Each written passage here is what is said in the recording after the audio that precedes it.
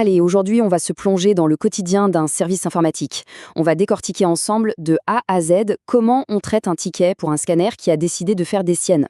On va utiliser un outil qui s'appelle GLPI et vous allez voir, c'est un super guide pratique pour comprendre comment un simple problème se transforme en une solution bien gérée, étape par étape. Et voilà, tout commence ici avec ce message. Un utilisateur, Suleyman, qui décrit son problème super précisément. Le fameux crac-crac-crac, les rayures, ce sont des indices précieux. Et surtout, la petite phrase magique « J'ai vérifié, il n'y a pas de papier coincé ». Franchement, cette info, c'est de l'or en barre pour un technicien. Ça lui évite de se déplacer pour rien et lui fait gagner un temps fou. Bon, pour suivre tout le parcours de ce ticket, voilà notre petite feuille de route. On va partir du problème, on va suivre l'enquête dans GLPI, trouver une solution, regarder l'action et la communication, et bien sûr, on ira jusqu'à la validation et la clôture. Un processus clair en 6 étapes. On y va. Première étape, on se concentre sur le problème initial, tel qu'il nous a été remonté. Ce qu'il faut bien comprendre ici, c'est que ce n'est pas n'importe quel scanner.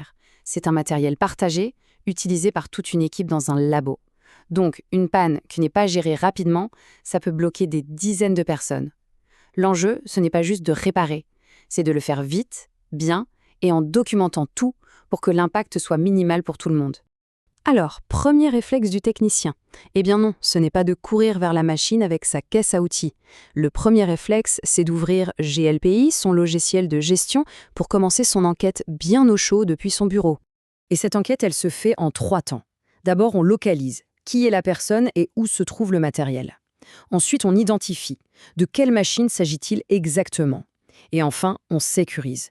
Comment on s'assure que personne d'autre ne va essayer de l'utiliser en attendant? Et là, regardez un peu la puissance de GLPI. À gauche, on tape le nom de Suleyman. Et hop, on a tout de suite son emplacement, le labo L31 10001. À droite, on va voir l'inventaire de ce labo. Et on trouve immédiatement le scanner en question, Scan Labo 01. En 2 clics, l'enquête de base est déjà terminée. Et voilà un geste qui peut paraître simple, mais qui est fondamental. Avant même de penser à la solution, le technicien isole le problème. Il passe le statut du scanner en panne. Concrètement, ça veut dire que si quelqu'un d'autre essaye de l'utiliser, il verra tout de suite qu'il y a un souci. C'est une petite action de rien du tout qui évite bien des frustrations et des pertes de temps. Ok, le périmètre est maintenant sécurisé. Il est temps de passer en mode solution et de dénicher un remplaçant. C'est là qu'on voit tout l'intérêt d'avoir un inventaire, un parc matériel bien géré. On filtre simplement sur le type scanner et on voit tout de suite ce qui est disponible en stock. Bingo! Le scan stock 04 est là, il nous attend. Voilà notre solution de remplacement. Et hop, on continue de mettre à jour l'inventaire. Le scanner quitte le stock, donc on met à jour sa fiche pour dire qu'il est maintenant dans le labo L3-001. Et là, attention, petit détail qui a une énorme importance, on l'affecte au lieu, le labo, et pas à une personne. C'est une super bonne pratique pour le matériel partagé. Bon, on a trouvé le matériel de remplacement. Maintenant, il faut passer à l'action sur le terrain. Mais aussi, et c'est crucial, communiquer avec l'utilisateur directement dans le ticket.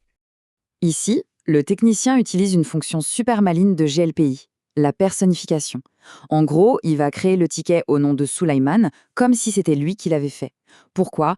Tout simplement pour que l'historique soit nickel et que le ticket soit bien rattaché au bon demandeur dès le départ. C'est propre.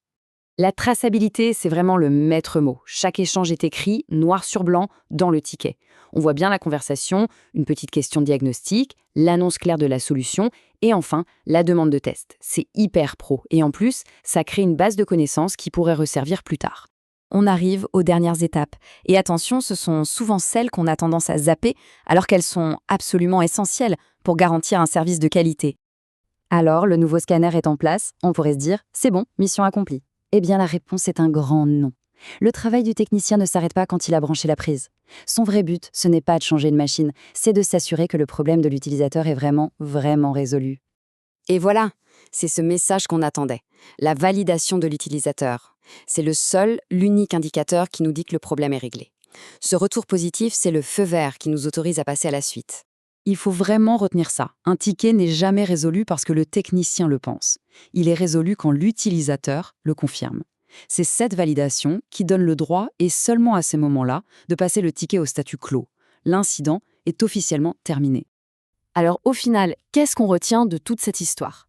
Allez, on fait un petit point sur les bonnes pratiques à ne jamais oublier. Voici vraiment les 4 piliers d'une intervention nickel. 1. Un inventaire toujours à jour, c'est la base. 2. Pour le matos partagé, on assigne à un lieu, pas à une personne.